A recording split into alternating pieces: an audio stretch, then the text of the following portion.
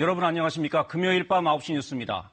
김학의 전 법무부 차관을 자신의 별장에서 접대했다고 알려진 건설업자 윤중천 씨 기억하실 겁니다. 검찰이 윤 씨에게서 윤석열 검찰총장도 접대했다는 진술을 확보하고도 이를 덮었다고 한겨레 신문이 보도했습니다. 조국 장관 관련 수사와 검찰개혁 요구가 맞물린 민감한 시기여서 오늘 하루 종일 파장이 만만치 않았습니다.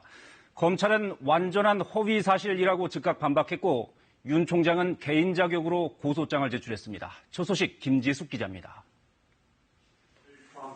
검찰 과거사 조사단은 올해 초까지 김학의 전 차관 사건을 다시 들여다봤습니다. 사건의 핵심 인물, 건설업자 윤중천 씨와 면담을 하고 정식 조사도 벌였습니다.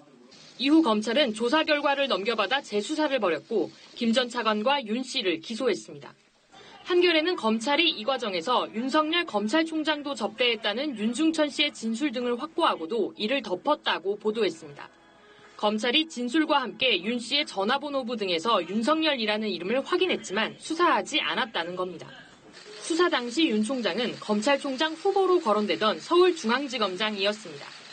대검찰청은 완전한 허위 사실이라며 즉각 반박했습니다. 윤 총장은 윤 씨를 본 적도 없고 별장에 간 사실도 없다고 밝혔습니다. 이어 윤 총장 개인 명의로 명예훼손 혐의 고소장을 제출했다면서 수사가 시작되면 공정성에 의문이 없도록 윤 총장은 이에 대한 보고를 받지 않을 것이라고 설명했습니다.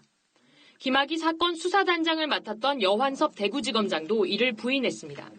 윤석열 총장과 만난 적도 있는 것 같다는 취지의 비공식 면담 자료 정도는 있지만 수사 기록에는 그런 내용이 없고 윤 씨도 조사에서 이를 부인했다는 겁니다. 윤중천은 그렇게 얘기한 적이 없다고 하고 또 객관적인 무슨 전화번호부라든지 휴대폰 내부 통화 내역이라든지 이런 데 전혀 그런 게 없기 때문에. 과거사 조사단 소속이었던 변호사도 수사 기록에서 윤 총장의 이름을 본 적이 없다고 밝혔습니다. KBS 뉴스 김지숙입니다.